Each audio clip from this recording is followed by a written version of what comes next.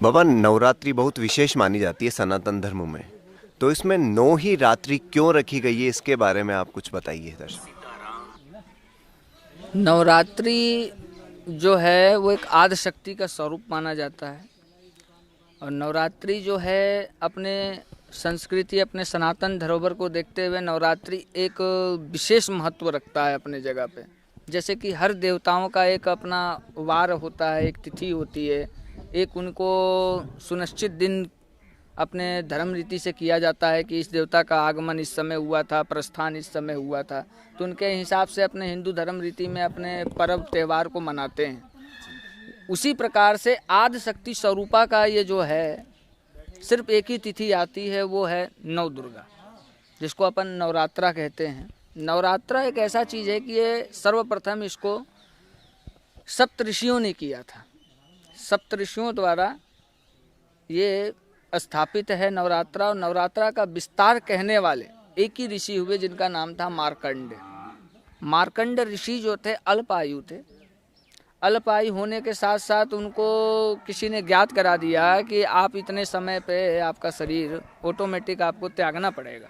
तो उनको वो सदमा सा लग गया कि भाई हमने अभी तक ऐसा कुछ किया नहीं, सृष्टि में आए और आते के साथ जाने का निमंत्रण पहले आ गया, इसका कोई उपाय नहीं है। तो ऐसे गंभीर अवस्था में वो गंगा जी के तलहटी पे बैठे हुए विचार में डूबे हुए थे। तो नारद जी किसी प्रकार से वर्णन करते हुए पहुँचे और पूछे उनसे कि हे मार्कंड, आप इस प्रकार से क्यों विचलित हो।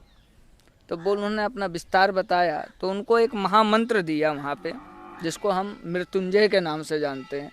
ओम त्र्यंबकम यजामहे सुगंधि पुष्टि वर्धनम उर्वारुक वंदनाम मृत्योर्मोक्षमामृता। तो उस महामंत्र को नारद जी ने दे के वहाँ से चले गए। तो उन्होंने उस जप का असंख्य जाप किया। जब जाप इतना असंख्य हो गया कि भगवान स्वयं वहाँ पर प्रकट हुए, प्रकट होके और उसी दिन यमराज भी प्रकट हो गए, क्योंकि वो दोनों तिथि एक साथ मिल गई उनकी। एक तो यमराज ले जाने के लिए तैयार हो गया, इधर उसको अभय वरदान देने के लिए महादेव प्रकट हो गए। तो वहाँ पे महादेव और यमराज का युद्ध भी चला कुछ समय के लिए। लेकिन धर्म के आगे अधर्म को हारना पड़ता है, यानी भक्ति के आगे हानि जिसको कहते हैं, अपयश जिसको कहते हैं, उसको भी झुकना पड़ता है। कहते हैं हाथों की लकीर को अगर कोई मेट सकता है तो वो है कर्म। तो उन्होंने अपनी कर्म से, अपने भक्ति से, अपने भजन से उस चीज़ को उन्होंने पलट दिया जो भगवान विधाता ने उनके नसीब में, उनके भाग्य में जो लिखा था। तो वहाँ पे वो प्रकट होकर भगवान ने, आशुतोष ने उनको आशीर्वाद दिया कि आज से आप चिंता ना करें, ना तो आपकी आयु घटेगी ना ही आपकी आयु बढ़ेगी, आप जहाँ हैं वहीं रहेंगे, सम ही रहेंगे आप। तो वहाँ पे माता पार्वती जी भी प्रकट हो जाती हैं। बोले मैं भी इसको अपने पुत्र को कुछ देना चाहती हूँ।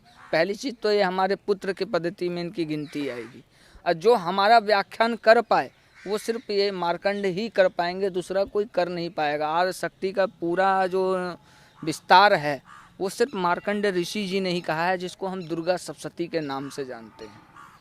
तो सर्वप्रथम इसको सप्त ऋषियों ने किया। सप्त ऋषियों के द्वारा फिर माता ने कहा कि आपको अगर ये व्रत रखना है तो इस व्रत के लिए आप सप्त ऋषि से अनुग्रह करें। सप्त ऋषि आपको इसका विधि विधान सब कुछ बताएंगे। तो वहाँ से मार्कंड जी आदि शक्ति के अनुष्ठान के लिए प्रेरित हुए और सप्त ऋषियों का ध्यान किया, न्यास किया।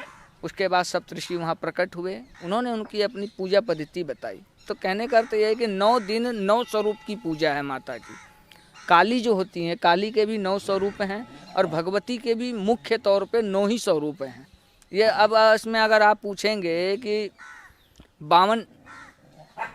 52 शक्तिपीठ जो हैं, 52 शक्तिपीठ एक भगवती का प्रादुर्भाव स्वरूप है, जो कि वो सुनिश्चित नहीं था। अनिश्चित समय पे उसको सुनिश्चित भगवान महादेव ने किया और अपने भूमंडल, अपने पृथ्वी मंडल को बचाने के लिए नारायण श्री हरि ने सुदर्शन चक्र से उसका विभाजन किया, जो कि 52 जगह गिरने पे वो 52 शक्ति रूप के स्थापित हुई। लेकिन उन 52 शक्तिपीठ से अगर मैया सत शरीर कहीं पे अगर उपस्थित हुई है तो वो 9 शक्तिपीठ हैं, जो कि आप और हम सब लोग जानते हैं। चिंतपूर्णी, कांगड़ा जी, नैना देवी, ज्वाला जी, वैष्णो देवी, है ना प्रभु। इसी प्रकार से 9 देवियाँ हैं। 9 देवी कहने का अर्थ यह है कि सप्तऋषियों में, ऋषि परंपरा में देखेंगे आप, सनातन धर्म की परंपरा में देखेंगे आप, तो 9 दिन का व्रत होता है। विशेष रूप से उसको करने के 2 उपाय होते हैं। बहुत से लोग निर्जला रहते हैं, बहुत से लोग चौकी सजा कर यानी चौकी पूजन करते हैं, भगवती का आह्वान करते हैं। सप्तऋषि का 7 दिन जो है पाठ चलता है, यानी दुर्गा सप्तशती जिसे कहते हैं। तो दुर्गा जी का जो विशेष अवतार हुआ है वो इस प्रकार से है: जयंती, मंगला, काली, भद्र, काली, कपालिनी, दुर्गा, क्षमा, शिवा, धात्री, स्वाहा, स्वधा, नमस्तुते। ये भगवती के 9 नाम हैं, जो यही 9 स्वरूप हैं। इन 9 स्वरूपों में भी विद्वान गण, ऋषि मुनियों ने अपने अपने स्वभाव से, अपने भजन की गरिमा से भगवती का एक नामकरण किया, जिसको हम शैलपुत्री, चंद्रघंटा, कुष्मांडा, है ना, कालरात्रि, स्कंद माता, महागौरी, है ना, महाशक्ति, महादुर्गा, इस प्रकार से 9 नाम है भगवती के। तो 9 दिन का जो पूजा का विस्तार है वो 2 प्रकार के नवरात्रा होते हैं। एक होता है गुप्त नवरात्रा, एक होता है प्रकट नवरात्रा, एक होता है अंधेरी नवरात्रा, एक होता है उजियारी नवरात्रा। तो अंधेरी नवरात्रा जो है उसको सिर्फ साधु संत ही करते हैं, या वो भक्त करते हैं जो अपने मर्म को जान सकते हैं और अपने गुरु के मार्गदर्शन पे उस चीज़ को करने में सफलता हासिल कर सकते हैं, जो कि सबसे ज़्यादा उग्र स्वरूप में भगवती का रूप होता है। वो वहाँ पे क्षमा और शील का कोई भी प्रादुर्भाव नहीं है, तो उसको बहुत कम लोग करते हैं, क्योंकि वो तिथि बहुत गुप्त है, इसीलिए उसको गुप्त नवरात्रा कहते हैं। प्रकट में जो है, ये अब जो आपके कल पर 6 तारीख से चालू होगा, ये नवरात्रा जो है इसको हर कोई कर सकता है, जीव चराचर हो, कोई भी भगवती से, यानी बड़े से बड़े रोग ग्रसित हों, बड़े से बड़े जादू टोनाओं से घिरे हुए हों, यानी संसार के आपत्ति से भी आपत्ति जैसे रोगों से या आपत्तियों से घिरे हुए हैं, अब वो 9 देवी का अगर संकल्पित रूप से ध्यान और तर्पण, मार्जन, पूजा, हवन पद्धति करते हैं, ब्राह्मण द्वारा करवाते हैं, तो ये निश्चित है कि वो जो चाहता है उससे उसको 4 गुना ज़्यादा फल प्राप्ति होगा। तो इसमें भी एक विस्तार आया है कि 9 देवी को पूरे 9 दिन तक वही पूज सकता है जिसके ऊपर भगवती की असीम कृपा हो। नहीं तो आपने देखा होगा बहुत से कुल ऐसे होते हैं, बहुत से जातियां ऐसी होती हैं, बहुत से भक्तों के नित्य पद्धति में, उनके वंशावली में आता है कि लोग, बहुत से लोग हैं जो छठी पूजते हैं घर में, यानी 6 दिन में ही कन्या लांगुरा कर देते हैं। बहुत से लोग 7वीं को ही कन्या लांगुरा कर देते हैं, बहुत से लोग अष्टमी को करते हैं, बहुत से लोग ऐसे होते हैं कि पूरा पक्ष ले लेते हैं। पक्ष मतलब एक तिथि, यानी कि महीना जो होता है, 1 महीने में 30 दिन होते हैं, तो पक्ष मतलब 15 दिन, आधा। तो आधा दिन यानी पूरा पूर्णमासी तक ही वो व्रत को रखते हैं, और लास्ट वाले दिन जैसे दशहरा हो जाता है, दशहरा के बाद जो पूर्णमासी आती है, उस दिन वो अपना तर्पण और 9 कन्याओं का विधान करते हैं।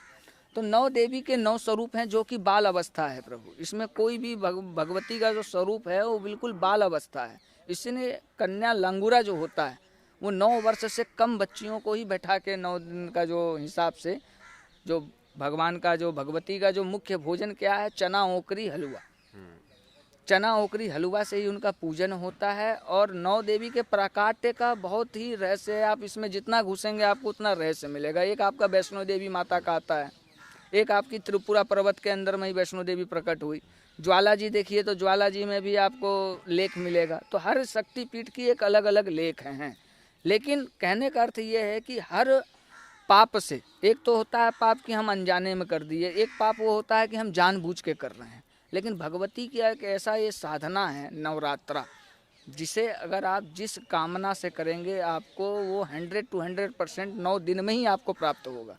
लेकिन उसमें एक किंतु अथवा परंतु एक क्वेश्चन लग गया है। वो क्वेश्चन ये है कि आप उस नक्षत्र को जानें, उस तिथि को जानें, उस विधि विधान को जानें, उस पद्धति को जानें, क्यों कर रहे हैं उस चीज़ को जानें। उसके बाद आपको उसको विधि विधान से अगर उस कर्म को करते हैं आप, उस पद्धति को करते हैं आप, तो आपको भगवती विशेष कृपा प्रदान करेगी और सुरक्षा प्रदान करेगी। नवरात्रा जो है एक अपने हिंदू सनातन धर्म की भगवती का, जिसको आदि शक्ति जगदम्बा कहते हैं, अगर उनका कोई अनुष्ठान है, उनकी कोई पूजा पद्धति है, तो यही दुर्गा सप्तशती नवरात्रा को ही कहा जाता है। जिसमें कि आप इसको या तो इसमें आप पाठ कर सकते हैं, या इसका एक दूसरा स्वरूप और निकल के आता है जिसे हम कहते हैं सतचंडी यज्ञ। जो कि सचंडी यज्ञ को बड़े बड़े महान पुरुष भी नहीं कर सकते हैं, ना ही करवा सकते हैं। वो वही कर सकता है जिसके ऊपर भगवती की असीम कृपा, असीम दया होगी, वही इस भगवती का सचंडी यज्ञ कर सकता है। नहीं, इतिहास गवाह है, सचंडी यज्ञ को सहजतापूर्ण किसी ने आज तक पूर्ण नहीं किया, और जिसने किया उसे संसार का समस्त वैभव संपदा जो भी इसको लगता था वो भगवती ने उसको प्रदान किया। तो भगवती के पूजन के लिए इसका सरल उपाय है।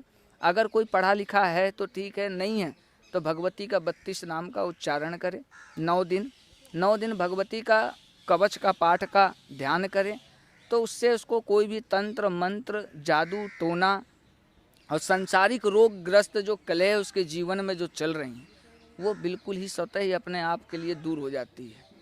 तो भगवती का दुर्गा सप्तशती का पाठ का जो विस्तार है वो यही है कि इसमें आपका 13 अध्याय हैं और अर्गिला है, कीलक है, सिद्ध कुंजिका स्तोत्र है, कवच का पाठ है और भगवती के 32 नाम का उच्चारण है, भगवती के 108 नाम का उच्चारण है। और ऐसे आपने देखा होगा दुर्गा सप्तशती जो कि पुस्तक हैं, उसके ग्रंथ है, उसके अंदर में ये लिखा हुआ है कि शुरू से एंड तक का ही पाठ करना चाहिए। अब किसी के पास अगर इतना समय नहीं है, जैसे कि हर वेद हर शास्त्र का भगवान ने एक निचोड़ बनाया है। निचोड़ कहा जाए तो ऐसा है कि बाजी काल में या बाजी समय पे आदमी को इतना वो परिस्थितियों से घिर जाता है कि उसको उतना समय नहीं दे सकता है। तो उसके लिए भगवान ने कहा है कि आप पूरा नहीं कर रहे हो तो मानसिक रूप से ही इसको कर लो। जैसे कि भगवान शंकर का त्रिकाल संध्या होता है, अब वो त्रिकाल संध्या नहीं कर पा रहा है, किसी कारणवश ऐसी जगह परिस्थिति में फंसा है, तो उसके लिए एक स्तुति बनाया भगवान ने, शिव मानस पूजा। शिव मानस पूजा मतलब ये हुआ, इसका साधारण सा संक्षिप्त से ये हुआ कि अपन मन से ही उस चीज़ का अनुग्रह करते हुए उसको भगवान को अर्पण करते चले जा रहे हैं, तो आपका शिव मानस पूजा। इसी प्रकार से एक ही श्लोक में संपूर्ण गीता को भगवान ने बंधित कर दिया, एक ही श्लोक में आपका पूरा रामायण को बंधित कर दिया। जो नित्य प्रति रामायण का पाठ कर रहा है और किसी कारणवश नहीं कर पा रहा है, तो एक श्लोक बोल दोगे आप तो आपको पूरे रामायण का पाठ का फल मिल जाएगा। लेकिन ये नहीं है कि आप उसका दुरुपयोग करें, जब मर्जी आए जब भी उसका उच्चारण कर दें, तो उसमें आपको फल नहीं मिलेगा, उसमें आपको पाप ही मिलेगा। तो दुर्गा सप्तशती और दुर्गा जो है नवरात्रा एक भगवती का बहुत ही अच्छा पर्व है, बहुत ही अच्छा त्यौहार है। बशर्ते इसे संलग्न रूप से और एकदम शुद्धिकरण के साथ अगर 9 देवी 9 माताओं का ध्यान करते हैं तो आपके संसार के जो कलह है, जिस चीज़ की आपकी इच्छा है वो आपको पूर्णतः ही आपको प्राप्त होगी। हरिओम। बाबा जी, नवरात्रि वैसे तो बहुत ही सावधानी पूर्वक बहुत ही चीज़ों का ध्यान रखना चाहिए इसमें, परंतु जो आपने अभी बता रहे थे, एक साधक है जो नित्य कर्म जिसकी कहीं जगह व्यस्त रहता है, नौकरी कहीं बाहर रहता है, तो साधारण साधक के लिए क्या क्या विशेषताएं, मतलब क्या क्या सावधानियां वो बरते, और उसके भाव का आपने बताया कि भाव शुद्धि होनी चाहिए, ये सबसे ज़्यादा ज़रूरी है इसमें, तो वो क्या क्या करे, क्या क्या सावधानी बरते, कैसे इसको कर सकता है वो इन नवरात्रा को? देखिए, नवरात्रा व्रत के जो है विधि विधान है वो 2 प्रकार से है। मैंने आपको पहले भी बताया, फिर दोबारा बताता हूँ। एक तो नवरात्रा को अपन तामसी स्वरूप में करते हैं और एक है जो हम उसको वैष्णव धर्म के साथ करते हैं। और तीसरा आप बोल रहे हैं कि इसको मूल्यतः यानी मूल में आप जा रहे हैं तो वो वैष्णव धर्म में आ गया, और बीज में जा रहे हैं तो वो तामसिक में आ गया, और सामान्यतः में जा रहे हैं तो वो एक तरीका से देखा जाए तो सामान्य मंत्र के रूप में हो गया। तो जो सामान्य लोग हैं, जो पढ़े लिखे नहीं हैं और उनका एक भगवती के प्रति अटूट आस्था है, तो उनके लिए बहुत ही सरल उपाय है। सरल उपाय ये है कि सर्वप्रथम तो अपने 9 दिन तक ब्रह्मचर्य का पालन करें, 9 दिन तक छोर कर्म ना करें। जैसे छोर कर्मों में आता है कि स्नान के बाद शरीर को नहीं पोंछना चाहिए, स्नान के बाद कंघी का स्पर्श नहीं होना चाहिए, तेल साबुन इत्यादि का उपयोग नहीं होना चाहिए। छोर कर्मों में आता है आपका जैसे नखून है, दाढ़ी है, बाल है, ये सब चीज़ को नहीं करना चाहिए, लहसुन प्याज का उपयोग नहीं करना चाहिए। छोर कर्मों में ही आता है आपका जैसे कि बिना बात का आप किसी श्वान को या किसी गैया को या किसी जीव को आप दुखी कर रहे हैं, वो छोर कर्मों में आता है। इस सब चीज़ से दूर रहें। 9 दिन के लिए कुछ नहीं है तो आप एक अखंड ज्योत जलाएं भगवती के नाम से, जो कि 9 दिन तक इतना विशेष ध्यान रहे कि वो बुझे ना। आपका जो आस्था का प्रतीक है वो टूटे ना। 9 दिन तक आप उसको जो है अखंड दीप का स्थापना करें। 9 दिन के लिए कलश और जौ का स्थापना करें। और जहाँ तक हो कुछ भी नहीं आता है आपको तो बस भगवान भगवती दुर्गा का जो भी आप के स्मरण में हो, जो भी आपके याददाश्त में हो, उसे एक लक्ष्य मान लीजिए कि हाँ ये भगवती का इस मंत्र का मेरे को 9 दिन एक माला का जाप करना है। कोई सा भी मंत्र ले लें आप सहजतापूर्ण में, जैसे कि हें क्लीं चामुंडाय विच्चे नमः, दुंग दुर्गाय नमः, है ना, महालक्ष्मी नमः, महाकालकाय नमः। कोई भी एक मंत्र को आप सुनिश्चित कर लें। 9 दिन आप उसको जो है त्रिकाल संध्या के स्वरूप में आह्वान करते जाएं। त्रिकाल संध्या हर देवताओं का होता है, हर देवियों का होता है। ये नहीं कि सुबह और शाम की है। 3 टाइम का आचरण जो है आपका पूजा पद्धति, न्यास करन्यास, याम बयान, है ना, स्वाध्याय, तर्पण, मार्जन, ये सब कुछ होता है प्रभु। तो 9 दिन का सबसे सरल उपाय यही है कि आप छोर कर्म से दूर रहें और भगवती का विशेष अनुग्रह का पालन करते हुए जहाँ तक आप कोशिश करें कि रात हो या दिन हो या कहीं भी बैठे हों, किसी भी स्थिति में हो, भगवती का स्मरण आपके हृदय में रहे।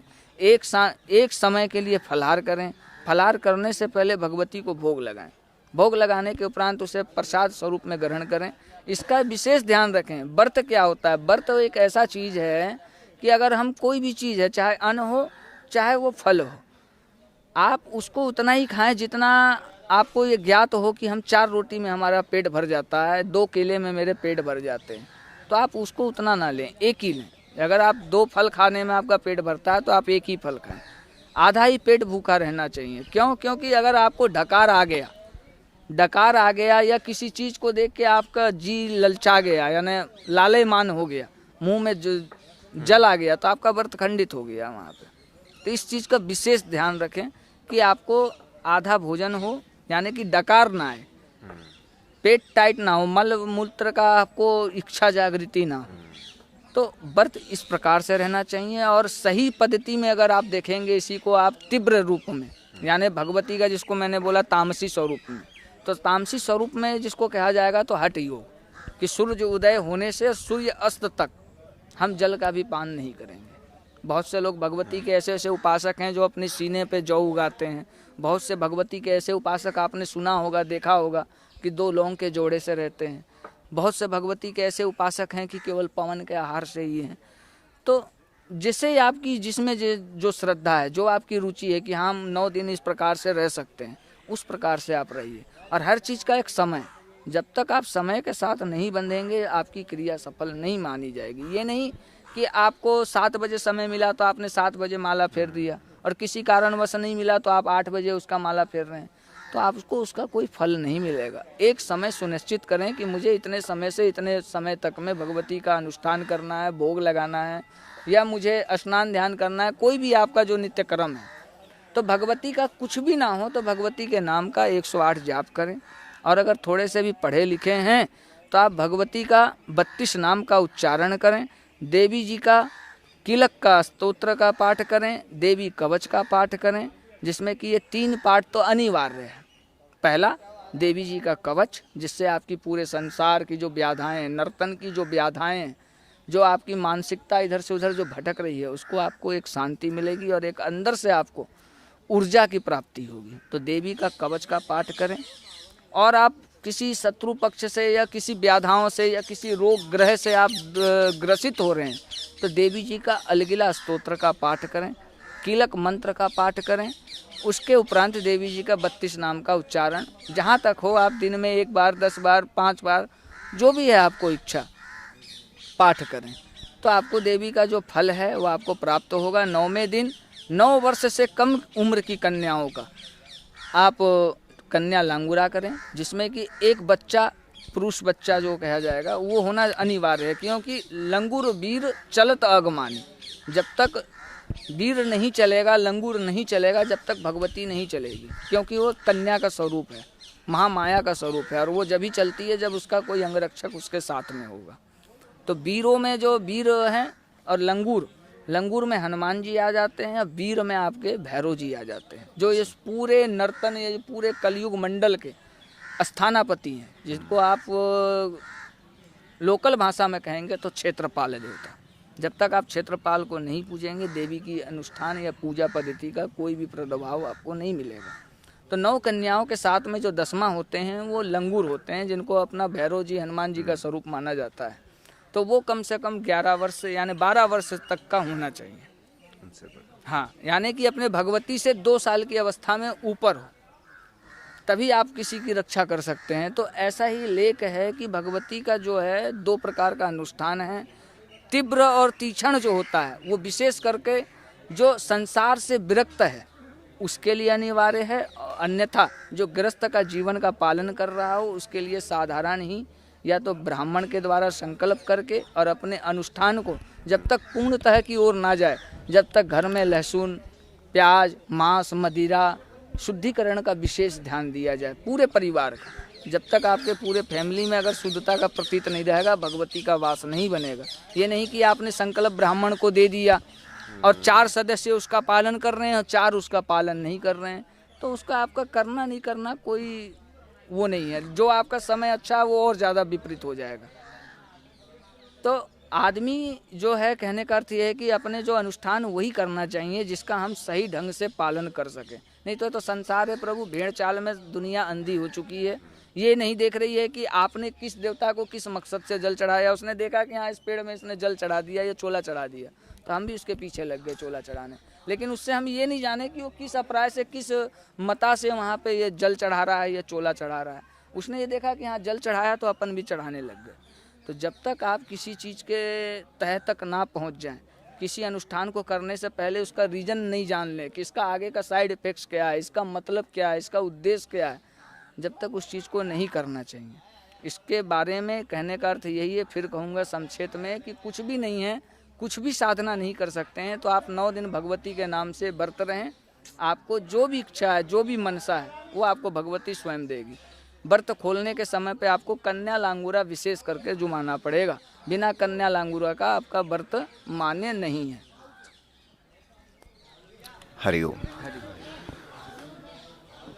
बाबा जी, एक और प्रश्न सामने आता है यहाँ पर। नवरात्रि में गरबा नृत्य का विशेष माना जाता है कि गरबा नृत्य पर पहले के समय में महिलाएं, ऐसा माना जाता है, ऐसा सुना है कि महिलाओं में नृत्य करती थी, माँ भगवती को बीच में वास करवाती थी और उनके इर्द गिर्द वो नृत्य किया जाता था। पुरुष अलग करते थे, वो भी माँ को बीच में वास कराकर, तो उनमें भाव की विशेषता थी। पर आज इससे कहीं ना कहीं उस चीज़ से दूर जाते जा रहे हैं। जो भाव थे वो केवल एक मनोरंजन का साधन बन गया है। तो इसके बारे में आप क्या कहना चाहेंगे? हमने देखा है कि कई जगह सिर्फ ये एक मनोरंजन का कारण बन गया है, मतलब सिर्फ मनोरंजन किया जाता है। तो इसके बारे में आप क्या कहना चाहेंगे? देखिए, आज से पहले हरिद्वार क्लिप में भी मैंने आपको बताया था कि कुछ आस्थाएं ऐसी हैं हमारी जिसके साथ में हमारे ही बुजुर्ग लोग उसके साथ में खिलवाड़ कर रहे हैं। और जब वृक्ष, सपोज कीजिए, अगर वृक्ष का जड़ ही अगर मजबूत नहीं होगा तो उसकी शाखाएं, उसकी तना कैसी होंगी? तो हमारी संस्कृति को हम स्वयं नष्ट कर रहे हैं, इसमें कोई संदेह नहीं है। और इसके लिए मैं विशेष आग्रह करूंगा कि अभी अगर चेतन हो जाएंगे तो बहुत ही अच्छा है, हमारी संस्कृति बची रहेगी। अन्यथा हमारी संस्कृति विलुप्तता की ओर जा रहा है, यानी कि कहा जाए तो प्रलय की ओर जा रहा है। धर्म का अवहेलना हो रही है और पाप की पूजा और पद्धति हो रही है। तो कहने का अर्थ ये है कि गरबा जिसको आप कह रहे हैं, गरबा एक लोकल भाषा है। फिर से कहा जाए तो गरबा एक जो है गमारू भाषा है, और असलियत में अगर इसको आप देखेंगे तो इसको रास कहा जाता है, जो कि भगवान श्री कृष्ण ने वृंदावन में रास रचाया था। ये एक जोड़ा का प्रतीक है। गरबा जो है ये जोड़ा का प्रतीक है। जोड़ा कैसा? जिससे ये नहीं कि आत्मा का ही मिलन हो या शादीशुदा ही हो, ये एक कुमारे जोड़े का मिलन है, जो कि कुमारेपन में ही किया जाता है। ये भी ज़्यादा उम्र की अवस्था के लिए गरबा नहीं बताया है। गरबा नवयुवती, जो विशेष करके जो नवयुवतियों का जो शादी होता है, वो जोड़ा कंपलों के लिए गरबा बताया गया। लेकिन आज के डेट में जो गरबा है वो आप बुरा ना माने, मेरा किसी को आस्था पे या किसी की इज्जत को ठेस पहुंचाना मेरा उद्देश्य नहीं है। लेकिन हाँ, जो दिख रहा है वो ज़रूर बोला जाएगा। वो ये है कि आज के डेट में गरबा जो है एक फैशन तौर पे चल गया है। गरबा जो है आज के डेट में एक बिजनेस बन गया है। जो उसकी एक मर्यादाएं हैं, जो उसकी एक संस्कृति है, वो चीज़ आपको आज के डेट में गरबा में नहीं मिलेगा देखने के लिए। जैसे गरबा में लोग मांस मदिराओं का उत्पन्न करके जा रहे हैं, कुछ है इसलिए जा रहे हैं कि पड़ोस की लड़की गई है तो चलो हम भी चल रहे हैं, वहाँ पे वो दूसरे अपशब्द भाषाओं का कमिटमेंट कर रहे हैं, है ना। तो गरबा जो है प्रभु एक रास लीला है और भगवती को रिझाने का 9 दिन का अनुष्ठान है गरबा, जिसको नित्य कहते हैं अपन। नित्य करके एक शास्त्र पद्धति से नित्य का प्रादुर्भाव है, जिससे कि एक दूसरे का जो क्षेत्र है अपना वो एक ऊर्जायमान होता है और एक अलग ही उसके एक तेज उत्पन्न होता है, जिस तेज से भगवती खुश होती है और जो नित्य कर रहे हैं उनकी जो मानसिकता है, जो उनकी सोच है, उसको सफलता की ओर प्रदान करती है। तो गरबा जो है प्रभु एक महारास लीला है जो 9 दिन होता है, जो कि वृंदावन में भगवान ने एक ही बार रास लीला किया है, लेकिन यहाँ पे 9 दिन रास लीला होता है, जिसको हम गरबा के रूप से जानते हैं। और जो कि नव युवती जो होती हैं, जिनके लिए जो नया जोड़ा जिसको कहा जाएगा, जिनकी नई नई शादी होती है, उनके लिए गरबा बताया गया है, जिसमें कि 9 जोड़ा होना अनिवार्य है। बाकी उनके सुरक्षा में लंगूर वीर सब लोग रहते ही हैं, जो बड़े बूढ़े ये जो होते हैं पद्धति उनकी साथ में होते ही हैं। लेकिन आज के डेट में जो है गरबा सिर्फ नाम रह गया है। गरबा के नाम में अपने आस्थाओं को ठेस पहुंचाया जा रहा है। हमारी माता बहनाओं के संग में बदतमीजी की जा रही है। हमारी माता बहनाओं का वीडियो क्लिप बना के उन्हें सोशल मीडियाओं में अपलोड करने की धमकी दी जा रही है और उनसे तरह तरह की प्रताड़ित की जा रही है। तो अब गरबा सिर्फ एक नाम रह चुका है, गरबा का कोई उद्देश्य नहीं रहा है। तो हमारा यही निवेदन है कि जो भी गरबा करवाते हैं या करते हैं वो मर्यादाओं का पालन करें और हम किस उद्देश्य से गरबा कर रहे हैं उसका विशेष ध्यान रखें। जय श्री महाकाल। जय श्री महाकाल। तो साथियों, यहाँ पर आपने जाना कि नवरात्रि के पीछे का जो भाव विशेष है माता को खुश करने के लिए, तो उसके लिए नवरात्रि मनाई जाती है। तो बाबा का आग्रह है, जो बाबा ने बताया है कि नवरात्रि के लिए विशेष ध्यान रखें, सावधानियों का विशेष ध्यान रखें। तो इसी तरह हम अगले वीडियो में आपसे मिलेंगे और कुछ नई बातों के बारे में जानेंगे। फिलहाल के लिए चलते हैं। जय श्री महाकाल।